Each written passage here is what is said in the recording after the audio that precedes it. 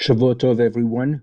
I'd like to review what I did in class, and I also put together a list of supplementary sources, which I abridged from the one that I sent you during the vacation, and I'd go through that as well. I'm assuming that I won't have enough time on this video, which is limited to 15 minutes, to do both, so you may have two emails tonight. I'm starting on source number 11, Shulchan Aruch Orach Chaim 649-1. Okay. Okay. All the four species of lulav, etrog, the arava, and the hadas are not allowed. Pasul are invalid if they're stolen, because you can't make a bracha on it if it's not yours.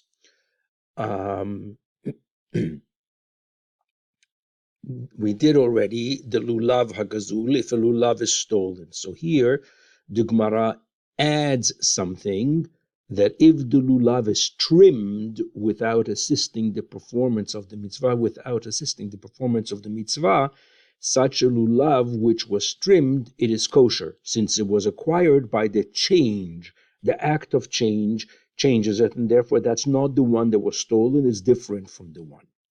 However, one should not make a blessing on it. So it's still considered somewhat damaged good or not pure goods.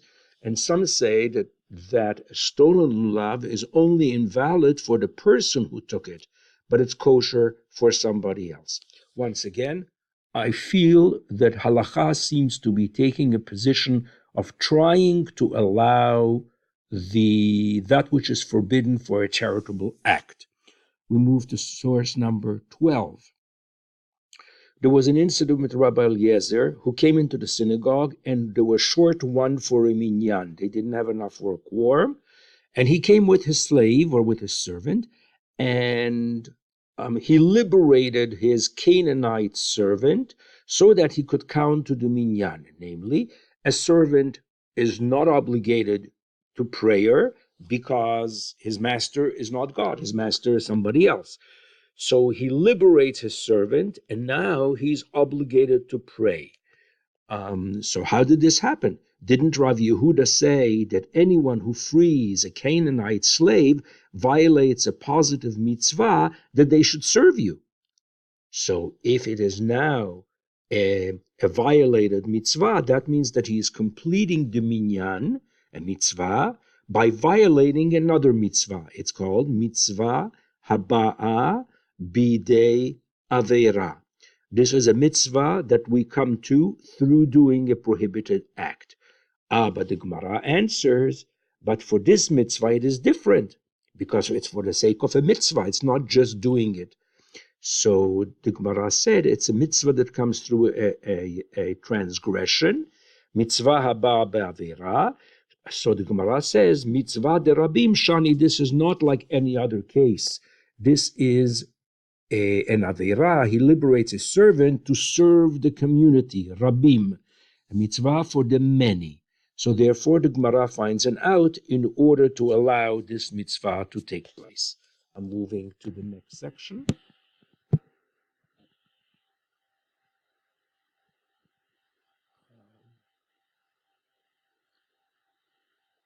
Okay, and this is called shofar hagazul, a stolen shofar, which was blown, may be used to fulfill one's obligation. So by a lulav, we couldn't say a bracha on it. So how come a shofar could have a bracha on it? So the commandment is to listen to it and not to take it and to hold it. Ulekachtem lachem, you should take on to yourself. Says the Torah by the lulav. That's not what it says with the shofar. So we only obligated to listen to the shofar, and the bracha is lishmoa kol shofar, not to possess it. Even though one did not touch it or raise it up, the listener has fulfilled the mitzvah, even if you didn't hold it, so long as you hear it. There's no law of theft with sound. Nobody steals the sound. And did he not derive pleasure from the sound? And if it's stolen, then how could he derive pleasure?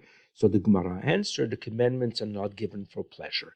Therefore, one who has vowed not to derive pleasure from a shofar is permitted to blow the sound of the commandment with it. I'm going on to section 3.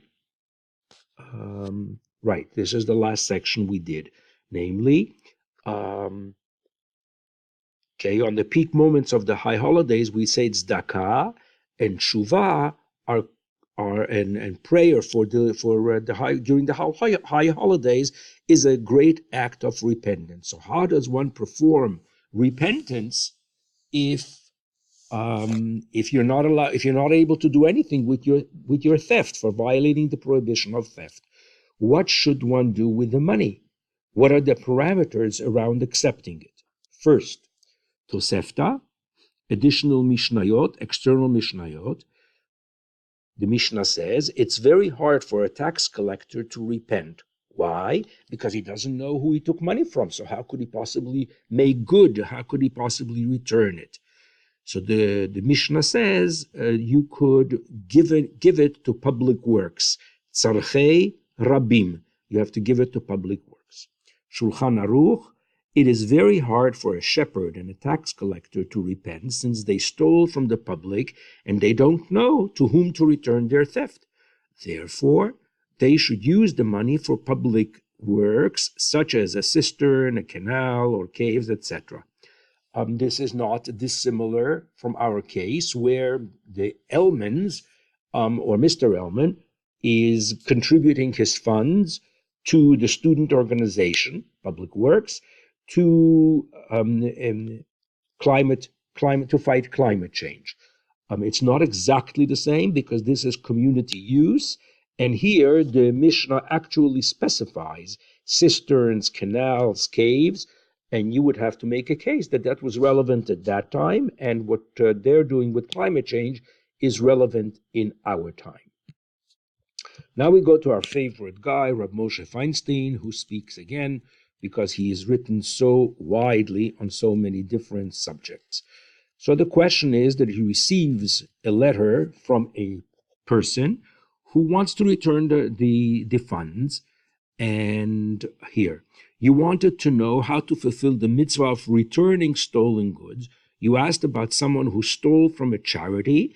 The rule pertaining to this money that you stole is the same as leftover funds. The rule is leftover from a collection for the poor must go to the poor. So the funds need to go to what they were designated for in this particular case. If it was for one specific person, then it goes to that person. If you have returned to the managers of the fund, the purpose of the fund was changed, then it should go to the current fund because the managers. If it is explicit in the Talmud that one must use it for public works. This must specifically be for public works and not for tzedakah. So you can't just pick up the money and give it for tzedakah. It has to be for the benefit of the community. Again, tzarchei tzibur. But the construction and repair of mikvaot, of a mikvah, plural mikvaot, are considered public works, and therefore it would be good for you to give it to the mikvah. You ask that it is clear to you that you have forgotten about many of the thefts that you have committed. It seems to me that you need to give to the public works an amount large enough that it would probably equate to the money that you have taken. If you give secretly, I have a habit of doing this. If you give secretly so that they have no ability to count it on your favor, namely, you shouldn't be getting honor for it. So again, the question with regard to our case, there were three conditions in the conditions for in the work that we have to do. Are there any strings attached to accepting funds? Should we accept the funds? So here Rav Moshe says very clearly that you may not derive pleasure or honor from the donation that you're giving. But if you give in a way that makes them think that you're donating now, and you will count it in your favor and honor for this, you do not thereby fulfill the obligation of return. So if you will derive honor and benefit from it, glory from it, then you have not properly given back the funds. We now move to another source, a modern gentleman, a rabbi, was a teacher at Yeshiva University for many years, Yitzchak Greenberg, and he is not responding halachically. I think he's responding intellectually. The Torah states that the wages of prostitution should not be brought to the temple. This is a direct precedent for returning dirty money and not using it for sacred purposes. As a generalization, Rabbi Greenberg says accepting money would be perceived as legitimating the bad behavior of the donor. In such a case, the money should be refused. However, charities need money, so we can't just make rules for refusing. So he is very careful. Let me put the limits on the refusal policy. The money need not be returned. The money need not be returned when the dirty money source was marginal to the donor's overall wealth. So the Gemara discusses it. Is it mostly he has kosher money or mostly he has not kosher money? So if the money was marginal, then we assume that the money that he gave came from his kosher money. Number two, when the recipient organization, innocent of the dirty money aspect, spend the money and cannot recall it without hardship. So if they already build a building, what are they going to do? Destroy the building, sell the building? They can't do it without hardship. In such a case, you don't have to give the money back. And number three, when the behavior itself is offensive, but does not reach the level of being morally repugnant. In other words, it's unacceptable, but it's not a criminal act. And he gives us an example, the Rockefeller Foundation, founded on profits generated by abusive monopolies, business practices, and yet they've done a tremendous amount of good with those monies. So he gives that as an example. We will go to the case of flattery next time. I'll just introduce it. Flattery, in modern English, I would say like sucking up to somebody. So if it's somebody who has ill-earned money, and you tell him it's not so bad, or you're trying to help him justify it.